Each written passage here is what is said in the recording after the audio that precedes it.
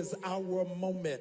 Your unborn great-grandchildren are going to ask you, what were you doing October 20th, 2024, and you were in the room for the first black woman vice president of the United States. Would you make some noise and receive our fearless leader? Thank you. Good morning, church.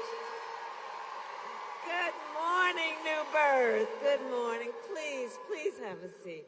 Good morning, church.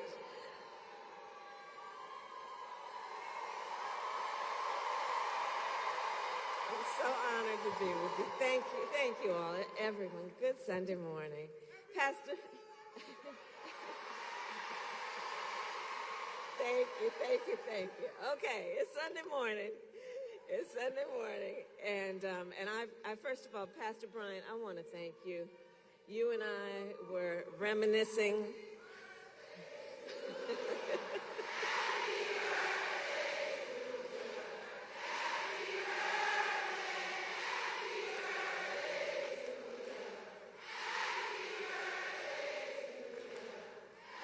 Thank you.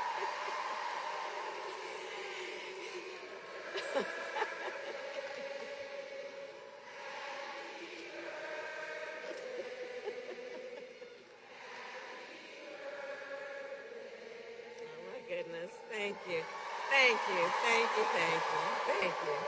Oh, I'm so touched. Well, it is my great joy to celebrate my birthday with all of you here, and thank you for those warm and beautiful wishes. Pastor Brian, I thank you for your leadership. You and I have discussed, we first met almost 20 years ago when there was a convening of rising stars in the country. And we had conversations back then about how we thought of our role and responsibility to our country and our responsibility and duty as leaders. And it is so good to be with you this morning to celebrate what you have accomplished with this extraordinary congregation. And so I'm honored to be here with everyone. And thank you. Thank you all. And please have a seat. Thank you. So before I begin, I will address the tragic incident that happened yesterday at Sapelo Island when a dock collapsed during what was to be a joyful celebration of history and culture. And while we are still gathering information, we know that lives were lost and many were injured. And so my heart, as I know for all of us, goes out to those who were impacted. And I thank all the first responders who acted so quickly. And of course, our administration has been in touch with state and local officials to offer any needed support. And I know on behalf of all of us here that we pray for all of those who are affected.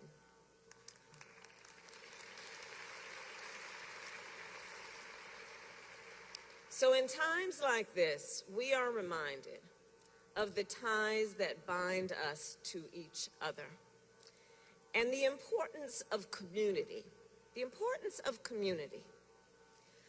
And that is what I know New Birth Church provides to so many people across Atlanta and beyond.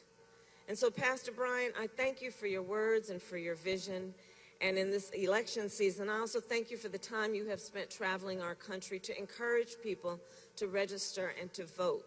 Because you know, and we all know, your parents who gave so much and led such an honorable life, and including, of course, among the leaders upon whose broad shoulders we stand, Congressman John Lewis.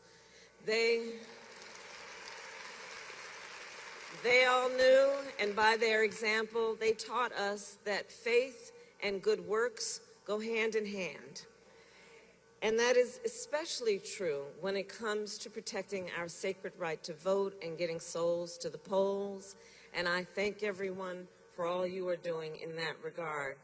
And I am truly honored to be in the presence of so many extraordinary leaders, including my pastor, Reverend Dr. Amos C. Brown of Third Baptist Church of San Francisco, who you heard from earlier this morning.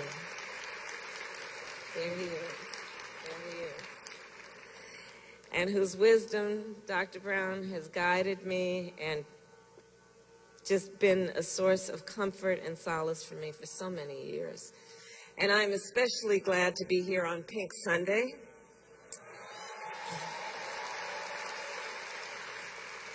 As some of you may know, my mother was a breast cancer researcher. She was one of the very few women, and fewer even women of color, who was engaged in studying breast cancer. And she had two goals in her life: to raise her two daughters, my sister Maya and me, and to end breast cancer. It was her life's work. And so today, of course, then has personal significance for me, just as I know it does for Pastor Bryant and so many of you here. And so to everyone here today who knows what it means to support a loved one through a cancer diagnosis and treatment, and to those of you fighting your own battles, I am holding you close in my heart and in my prayers. And I thank you for your courage and your strength. So all of this is to say, it is so good to be here with everyone today and to worship with you. And on this day, then I am reminded, with everything that we reflect on the parable from the Gospel of Luke.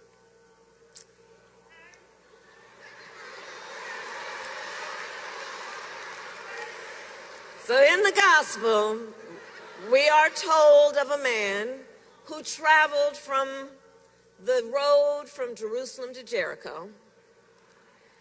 And while traveling, he was attacked by robbers. We remember he was beaten. He was bloodied. They left him for dead. He was someone that should just be passed on by, maybe with a glance of pity, but not more. So one person passed by, sees the man lying in his path, and walks around him, not wanting to be bothered or obstructed on the path that he decided to walk. A second man does the same. But then a Samaritan walks by. He sees the man and he stops. The Samaritan bandages the stranger's wounds. He brings him to an inn, gives him shelter and a hot meal, and he saves the man's life. This parable, the parable of the Good Samaritan, teaches us to love thy neighbor as thyself.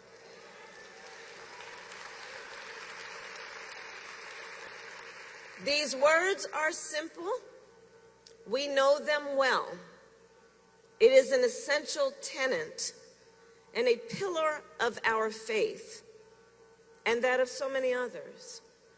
However, one must ask, are all people of faith living those words? Are all people of faith expressing those words in their actions? Do we have leaders in place who understand that in the face of a stranger, one should see a neighbor?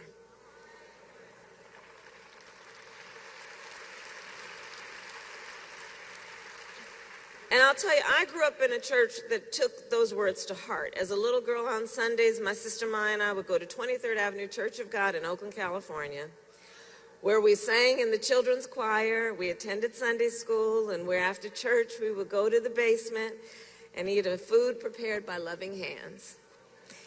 And where I first learned the teachings of the Bible, and my earliest memories of those teachings are about a loving God.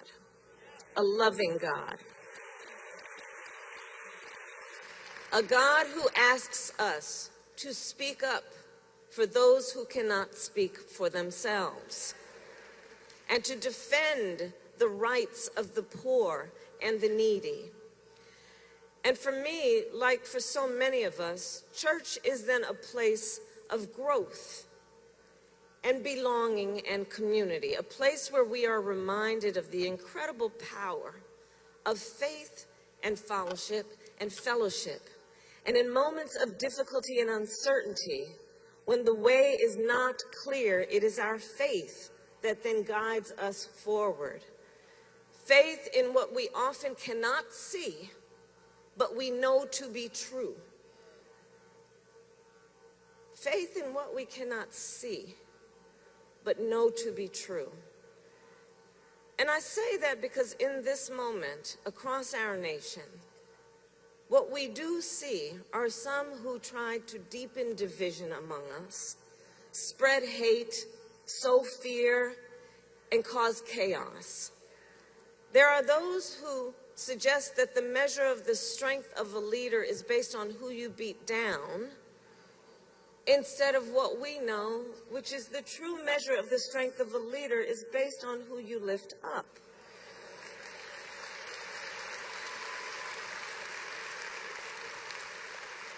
And this moment in our nation must be about so much more than partisan politics. It must be about looking inward and being guided by our faith to know what brings hope and what is truly the best expression of our strength in the way that we reach out to each other with kindness and with love and with sincerity in that approach. This is a moment that is challenging us of faith to reflect on this moment in the context of our future. We just applauded the young leaders who are here this morning.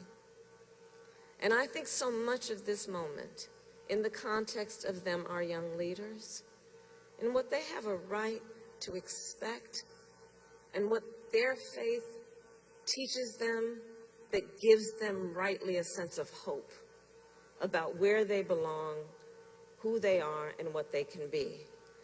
And so this is a moment that is challenging, I think, our fundamental values, and challenging us as Americans and as people of faith. And as the Good Samaritan reminds us, it is not enough to preach the values of compassion and respect. We must live them.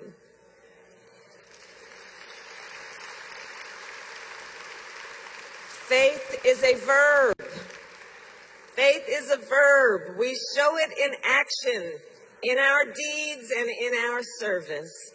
Here in Georgia, we've seen it playing out in real time in just the last many weeks, where communities have come together in the wake of Hurricane Helene.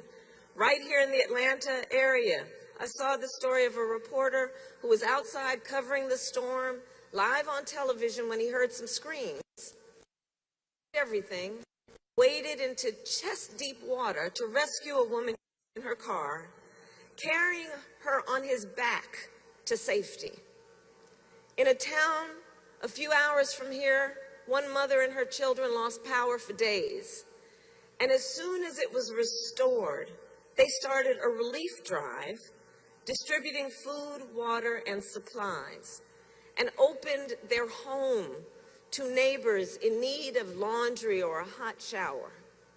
On a visit recently to Augusta, I met people who themselves had experienced extraordinary loss and devastation.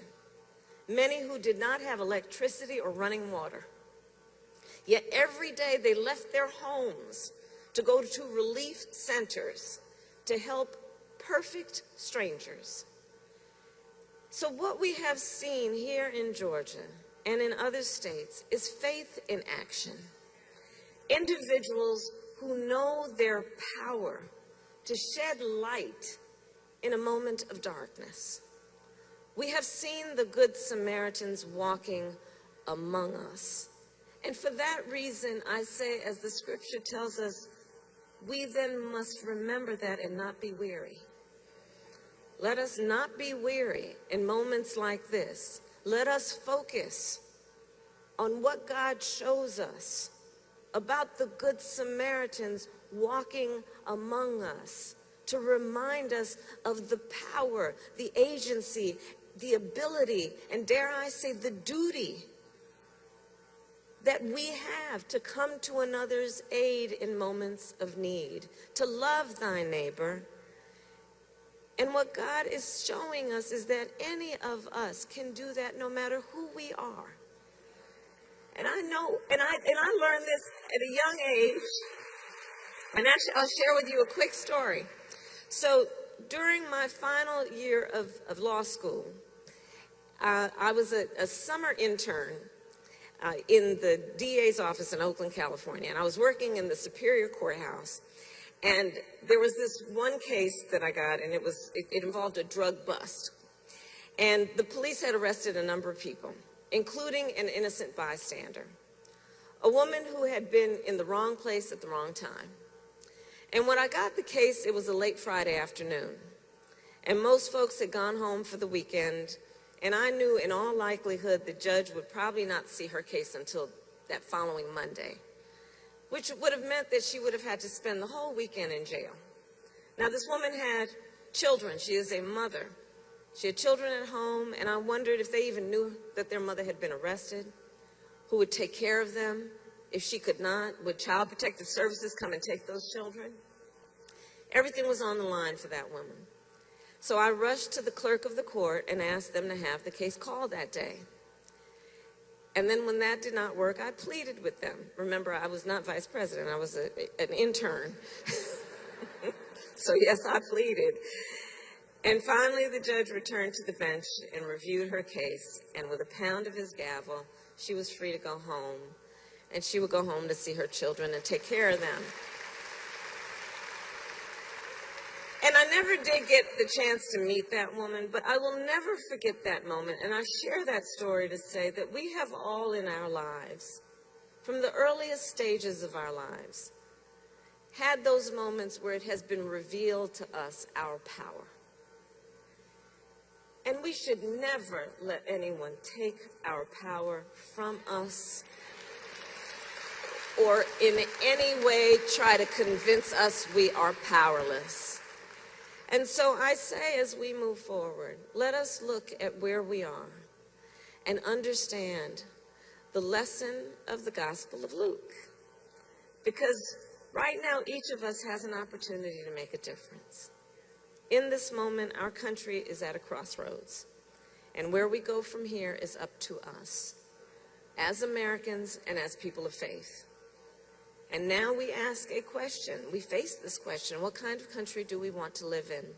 A country of chaos, fear, and hate, or a country of freedom, compassion, and justice?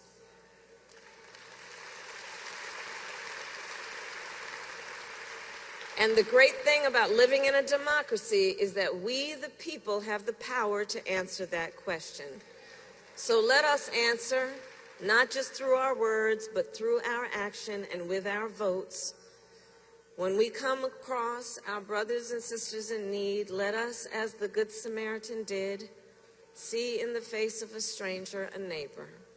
And let us recognize that when we shine the light in moments of darkness, it will guide our feet into the path of peace.